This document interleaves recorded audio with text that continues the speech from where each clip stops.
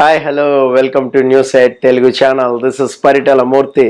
ముందుగా నా ఈ రివ్యూ సాదరిస్తున్న మీ అందరికీ కూడా పేరు పేరున కృతజ్ఞతలు తెలుపుకుంటున్నా. సీతతో అంత ఈజీ కాదు బ్రదర్స్, రాసుకోండి. ఎందుకంటే సీత చాలా టఫ్ ఫైట్ ఇస్తుంది. నామినేషన్స్ అప్పుడు కానీ గేమ్ అప్పుడు కానీ ఒక రేంజ్లో ఇచ్చి పాడేస్తుంది అనమాట. ఆ నామినేషన్స్లో ముఖ్యంగా సీత తను డిపెండ్ చేసుకున్న విధానం అయితే నాకైతే బాగా నచ్చింది. అందుకే నేను ఒక స్పెషల్ వీడియో అనేది చేస్తున్నాను. తను ఎక్కడ తగ్గేదేలే అన్నట్లుగా ఇచ్చి పాడేసింది.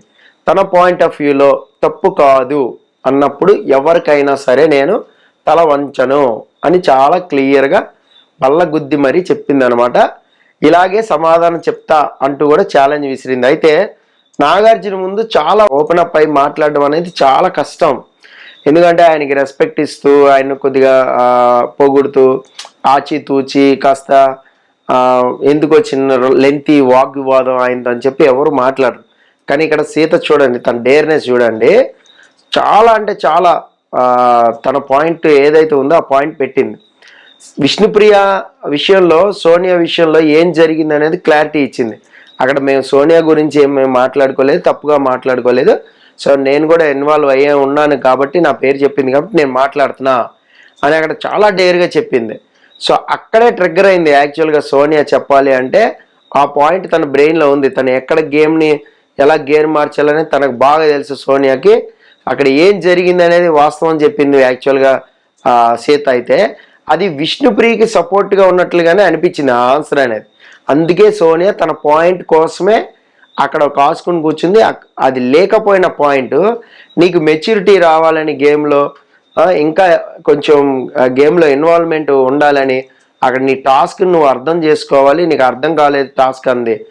అలాగే గేమ్లో భాగంగా చేసిన పనులే తప్ప ప్రేరణ ఇంటెన్షనల్గా డస్ట్బిన్లో వేయలేదు అనే విషయాన్ని అక్కడ ప్రేరణ కొంచెం సపోర్టివ్గా మాట్లాడినట్టు అనిపించింది. ఈ పనులు అనేది చేసుకుంటే సోనియా సీతనే నామినేట్ చేసింది ఇదే విషయంలో. కానీ ఇక్కడ సీత మాత్రం ఎక్కడ తగ్గలేదు చూడండి. ప్రతి పాయింట్కి ఆన్సర్ ఇచ్చింది.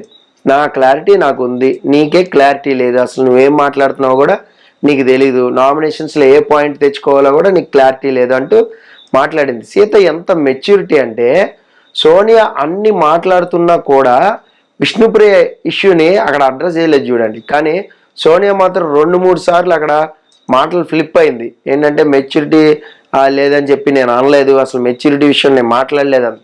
కానీ మొదలెట్టింది తనే. ఇక నెక్స్ట్ సీత ప్రేరణకి కూడా ఒక సాలిడ్ రిప్లై అనేది ఇచ్చింది. ఆ డస్ట్బిన్ విషయంలో కానీ, నీకు జస్ట్ అయితే మాకు అది డస్ట్ అమ్మ తల్లి, అది కామెడీ ఏమో, నీకు ఫన్ ఎంటర్టైన్మెంట్ చేసామో, బట్ మాకు మాత్రం కాదు. నువ్వు అలాగే బాత్రూంలోకి వెళ్ళి కూర్చొని తింటావా అని అడిగితే నేను తింటా అంది. అంటే ఇక్కడ చూడండి ఎక్కడ ఏ పాయింట్ మాట్లాడాలో కరెక్ట్గా పాయింట్ తెస్తుంది. సో పైన ఉన్న ఐటమ్స్ అన్ని తీసేసి పెట్టిందా, లేదంటే వేరే పైన నీట్గా ఉన్నది పెట్టిందా పక్కన పెడితే అలా చేయడం తప్పు అనేది సీత వాదన. దాన్ని బలంగా వాదించింది, తన వాయిస్ని బలంగా వినిపించింది కూడా. ఇదే విషయం నాగార్జున ముందు కూడా చాలా ధైర్యంగా చెప్పింది. ఇక ప్రేరణ ఈ విషయాన్ని ఎక్కువగా లాక్కుండా ఉంటే తనకే మంచిది యాక్చువల్గా ప్రేరణకి. ఇక్కడ మానవత్వం గురించి కూడా ఒకటి వచ్చింది. అంత హ్యుమానిటీ లేని మనుషులు అనుకుంటున్నాము మేము అనుకుని ఆ మాటలు కూడా వచ్చాయి. అంత భారీ డైలాగ్స్ అవసరం లేదనేది అక్కడ ప్రేరణ వాదన. దానికి సోనియా వకార్త పుచ్చుకుని వచ్చేసరికి సాలిడ్గా ఆన్సర్ ఇచ్చింది సీత, అందులో డౌటే లేదు. సీత ఇక్కడ ఏంటంటే ప్రేరణ కూడా నీ టవల్ విషయం కూడా మర్చిపోయామనే ఒక మంచి పాయింట్, లాజిక్ పాయింట్. దాన్ని టైమింగ్ అంటారు యాక్చువల్గా. అవి మనకు గుర్తురావు సావు కొన్ని విషయాల్లో. సో తను భలే ఎగ్జాంపుల్ అనేది తీసుకొచ్చింది. దీంతో ప్రేరణకి అక్కడ కొద్దిగా ఆన్సర్ లేకుండా పోయింది. ఈ విషయంలో సీత డిఫెన్స్ మాత్రం సూపర్ అనే చెప్పాలి. ఎక్కడ కూడా గేమ్లో తగ్గట్లేదు. తన వరకు వస్తే మాత్రం సాలిడ్గా రిప్లై ఇస్తుంది. ఆ పాయింట్స్ కూడా గుర్తుపెట్టుకున్న విధానం అనేది చాలా బాగుంటుంది. సో అబ్బాయి నవీన్తో నేను పోట్లాడాను అంటే అది నాకు ఆయనకు ఉన్న ర్యాపో. ఒక అన్నగా నేను మాట్లాడుతూ ఉంటాను, మేము కొట్టుకుంటాం, తిట్టుకుంటాం, తర్వాత మేము మళ్ళీ ప్యాచప్ అవుతాం, అది నీకు అనవసరం అని అక్కడ చెప్పింది. అదైతే బాగా నచ్చింది నాకు. అలాగే అబ్బాయితో నాకున్న ర్యాపోతే నేను మాట్లాడుకుంటాను, ఏదైనా నా వర్క్ గురించి నేను అనుకుంటా. ఆయన వంట వండుకుని వెళ్ళిపోతాడు, కానీ అక్కడ పాత్రలు తోమాల్సింది నేనే కదా. ఇది మంచి పాయింట్ యాక్చువల్గా. ఇలాంటి కొంచెం ఫ్లోలో యాక్చువల్గా దొరకవు పాయింట్స్ అనేవి. సో ఇక్కడ ఎక్కడా కూడా తను చేప పిల్ల అంటారు చూసినారు, చేప పిల్లలాగా ఇలా జారిపోతుంది అనమాట, చిక్కట్లేదు, దొరకట్లేదు. సో వాళ్ళలో కూడా పడట్లేదు. ఇక్కడ సోనియా ప్రాబ్లం ఉంటే చీఫ్తో మాట్లాడాలి, నువ్వు చీఫ్తో చెప్పాలి అంటే అసలు సాలిడ్ రిప్లై ఇచ్చింది తనకి. నాకు అలా అనిపించలేదని, నాకు చీఫ్ తప్పు చేసినా కూడా నేను అలాగే మాట్లాడతా, సో నేను ఎక్కడ తల కూడా వంచను అంటే తన స్టైల్లో తను చెప్పింది. ఇక్కడ ఇంకొక పాయింట్ కూడా చెప్పింది, మరి నీకు విష్ణుప్రియ నువ్వుతో మాట్లాడుతున్నప్పుడు నువ్వు వెనక్కి వచ్చి మరి డైలాగ్ వేసావు కదా అడల్టరేటివ్ కామెడీ అని, మరి అప్పుడు కూడా నువ్వు చీఫ్కే చెప్పాలి కదా అనే ఒక లాజిక్ అనేది మాట్లాడింది. ఇక్కడ చాలా పాయింట్స్ లాగుతుంది సీత పైన నాకు ఎలాంటి కంప్లైంట్ లేదు, కానీ ఒక కంప్లైంట్ ఉంది. ఏంటంటే ఎవరు ఎక్కడ దొరుకుతారా వాళ్ళది పట్టుకుందాం, ఆ పాయింట్ని కొద్దిగా హైలైట్ చేద్దాం అని ఆ పాయింట్ ఆఫ్ వ్యూలో ఆలోచిస్తుందని నేను అనుకుంటున్నాను. ఎందుకంటే ఒక పాయింట్లో వాళ్ళు తప్పుగా ఉన్నారు కదా అని దాన్నే పాయింట్అవుట్ చేస్తే మాత్రం వాళ్ళు బరస్ట్ అయిపోతారు. ఆ విషయంలో దాన్ని లబ్ధి పొందుదామని ఒకవేళ ఆ టైప్ ఆఫ్ గేమ్ ప్లే చేస్తే మాత్రం సీతకి కొద్దిగా కష్టమే, అది ఆడియన్స్కి చిరాకు పుట్టించేస్తుంది. మరి ఇక్కడతో అయినా ఈ పాయింట్ వదిలేసి సీత వేరే పాయింట్ పట్టుకుని ఎస్ ఇది కూడా కరెక్ట్గా మాట్లాడింది, చూసారా సీత పర్ఫెక్ట్గా మాట్లాడుతుందని ఆడియన్స్ గుర్తించగలిగితే మాత్రం ఖచ్చితంగా సీత గ్రాఫ్ ముందుకెళ్తుంది, కొన్ని వారాలు ముందుండే అవకాశం ఉంది. అయితే మనం ఓటింగ్ అనాలిసిస్ ఒక్కసారి చూసుకుందాం, ఎందుకంటే ఓటింగ్ పోల్స్ ఆల్రెడీ ఓపెన్ అయినాయి కాబట్టి. సో కొన్ని సైట్స్లో నేను చూసిన దాన్ని బట్టి చూస్తే ఎవరు డేంజర్ జోన్లో ఉన్నారు అనేది ఒక్కసారి చెప్తాను. నేను పూర్తిగా కలెక్ట్ చేయలేదు ఇంకా రిపోర్ట్స్ అని, కలెక్ట్ చేసిన తర్వాత నేను మిడ్ వీక్ ఓటింగ్ అనాలిసిస్ పెడతాను మీకోసం. ఇక డేంజర్ జోన్లో అవకాశం అయితే సీతకు కూడా కనబడుతుంది, ముగ్గురికి అయితే క్లియర్గా ఉంది, అందులో సీత కూడా ఉంది. సో అలాగే ఆదిత్య ఓం పృథ్వీ వీళ్ళు కూడా ఉన్నారు. సో ఒకవేళ ఏమన్నా డేంజర్ జోన్ నుంచి బయటకు వచ్చి సేఫ్ అయితే మాత్రం ఈ వారం నుంచి కొంచెం సీత గేమ్లో గేర్ అయితే మార్చుతుంది, ఖచ్చితంగా ఇంప్రూవ్ అనేది హౌస్లో ఉంటుంది. లేదంటే మాత్రం సీతది చెప్పలేని పరిస్థితే.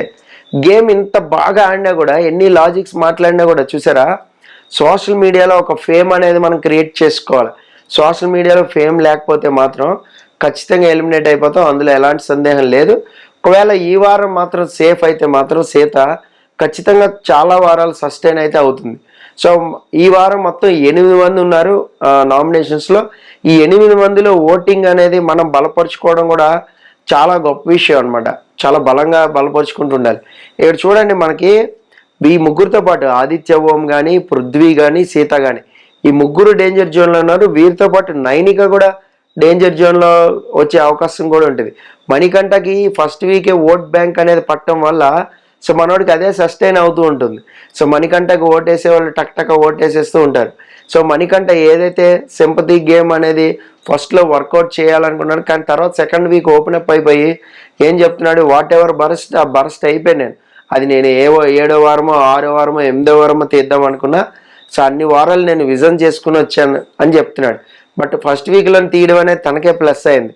యాక్చువల్గా అనిల్ రావుపూడి లక్కీ డ్రాలో ఏమనుకుంటూ వేసుకున్నారు, కానీ అందరూ ఓట్లేసి సో మణికంఠకి మంచిగా చేశారు అందరూ ఓటేసి.